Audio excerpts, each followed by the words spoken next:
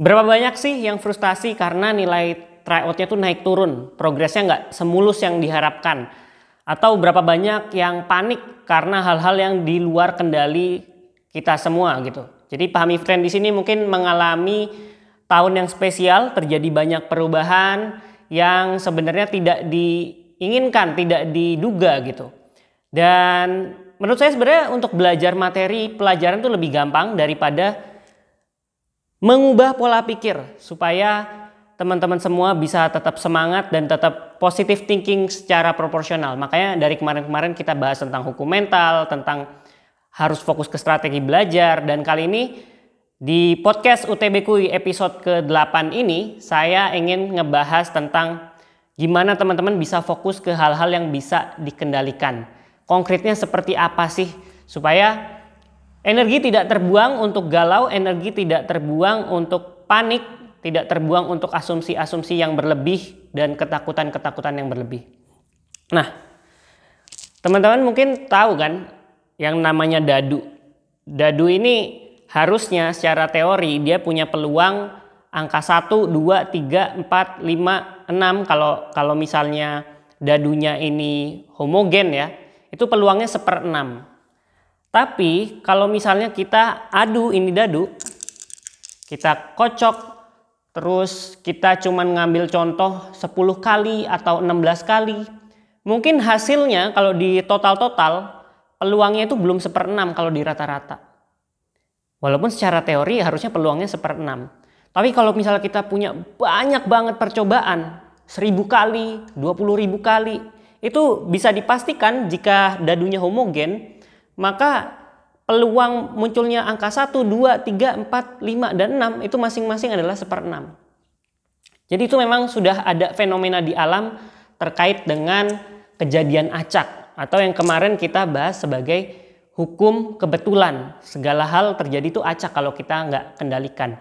Nah, ada hal-hal yang bisa kita kendalikan, ada hal yang tidak bisa kita kendalikan gitu. Makanya kalau misalnya saya dulu di ilmu pengolahan sinyal, untuk radar ya, ini untuk teknologi radar, kita tuh tentunya mengharapkan hasilnya mulus gitu. Jadi dari awal misalnya target kita punya target sinyal tertentu atau mencari beban tertentu gitu ya, mencari sesuatu yang tidak kita ketahui, intinya punya target lah. Dari awal waktu berjalan naik terus mulus gitu. Mulus mencapai target, misalnya dari 0 naik ke atas kayak gini kan. Tapi sebenarnya kenyataannya yang terjadi tuh yang kayak grafik yang di atas ini, ya kayak nilai tryout teman-teman gitu. Pasti ada naik turunnya. Ini dalam sistem kendali, sistem pengolahan sinyal ini sangat umum ditemui. Dan kita tidak khawatir karena seiring berjalannya waktu lama-lama naik turun ini bergerak menuju kestabilan. Kalau metodenya benar, kalau kita menggunakan sistem yang benar. Karena ya balik lagi ke contoh pakai dadu tadi gitu. Ketika kita cuma melakukan percobaan kecil, ya mungkin nggak sesuai dengan teori, tapi kalau kita mencobanya banyak kali, itu akan sesuai. Sama kayak di ilmu pengolahan sinyal ini. Mungkin kalau kita cuma sekali nyoba, ya itu naik turun, lama-lama stabil. Tapi andaikan dengan metode yang sama, kita melakukan ribuan kali, puluhan ribu kali, punya jumlah percobaannya banyak kali, itu hasilnya kayak gini. Makanya kalau diperhatikan di grafiknya, kalau misalnya bisa lihat grafiknya ya, ini dia ada kayak gerigi-gerigi gitu, karena ini hasil rata-rata. Nah, proses belajar teman-teman juga gitu, pasti ada faktor-faktor lain yang membuat nilai tryout itu naik turun. Entah itu soalnya, entah itu mood teman-teman, padahal sebenarnya intinya sendiri di otak teman-teman mungkin udah ada progresnya, tapi ini masih kelihatannya naik turun.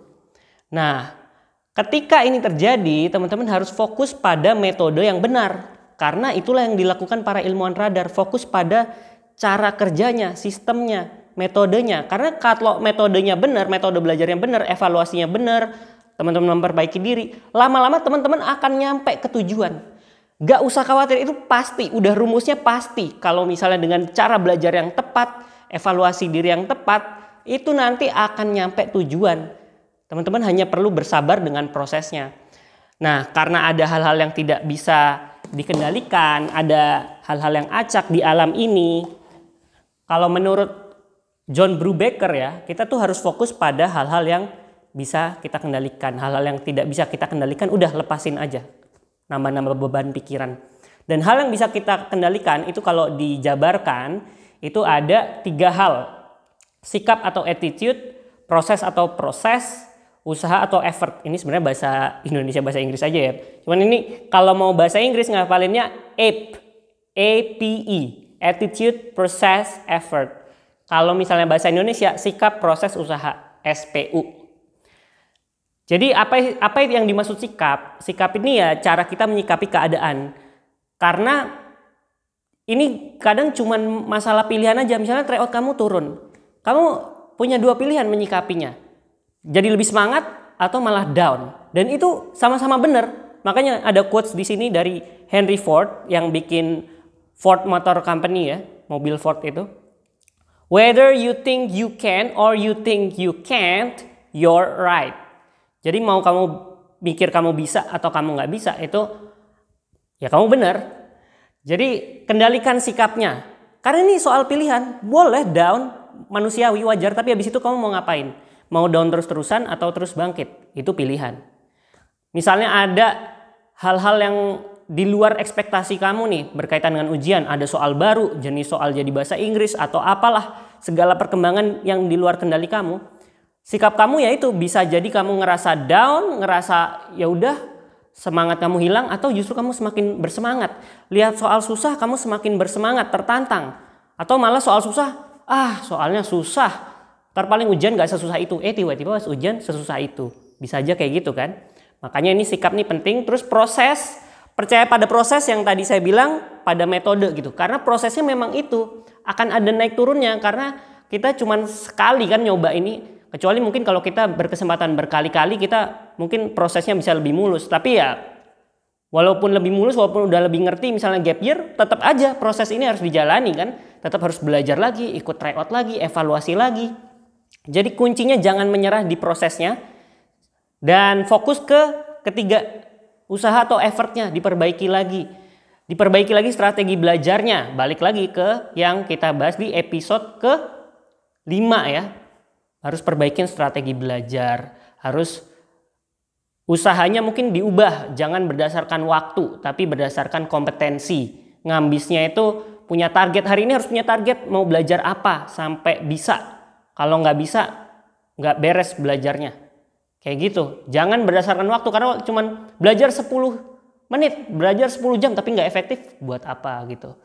Jadi fokuslah ke 3 hal ini, karena memang menurut penelitian yang ada, yang terutama yang paling penting ini tentang sikap. Jadi mungkin udah pada tahu ya, ada buku Mindset dari Carol Dweck, dan ini ada juga buku yang satu lagi, buku dari dia yaitu Self Theories. Jadi kalau di mindset itu kan growth mindset tuh. Kamu sebenarnya menganggap tantangan itu positif atau kamu menghindari tantangan. Tentunya orang yang ingin merasa tertantang dan ingin mengembangkan dirinya itu biasanya lebih sukses. Dan di buku ini tentang menyikapi kondisi, menyikapi usaha lebih tepatnya, itu ada 2 jenis orang gitu.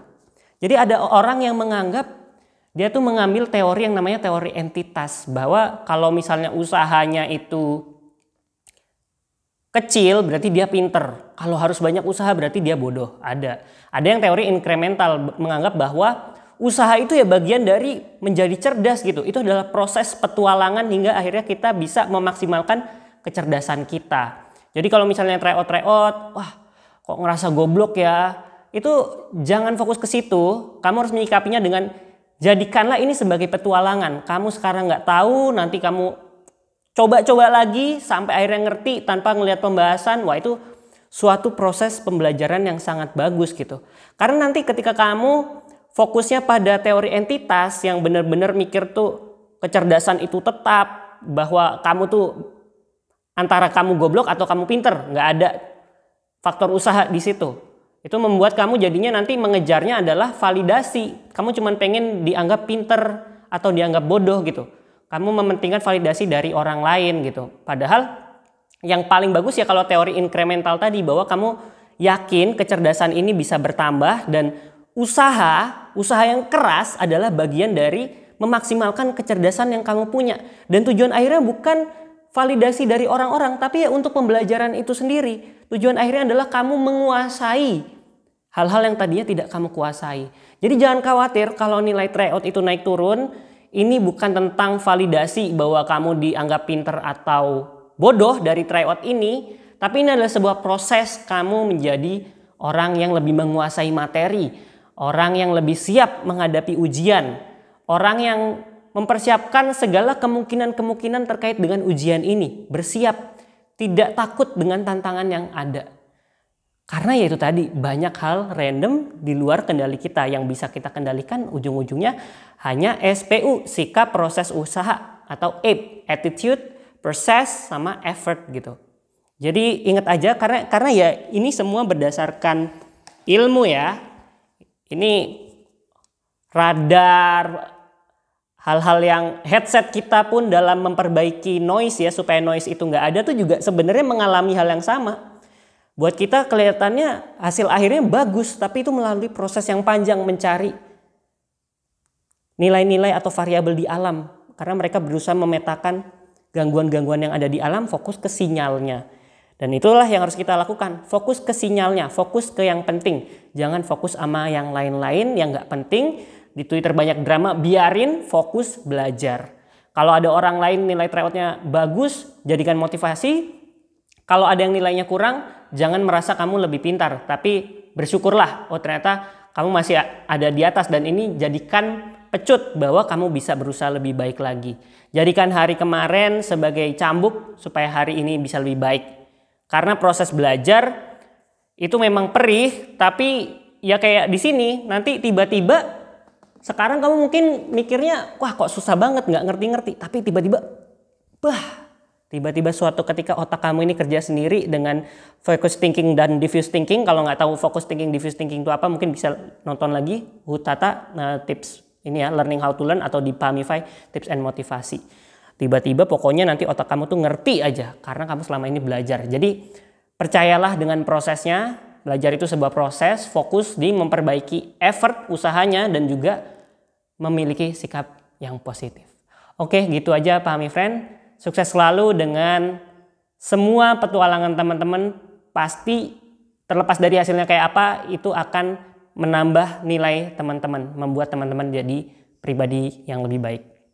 Oke, gitu aja. Nanti kedepannya akan lebih banyak hal menarik yang kita obrolin. Bersama Pamify, belajar jadi seru.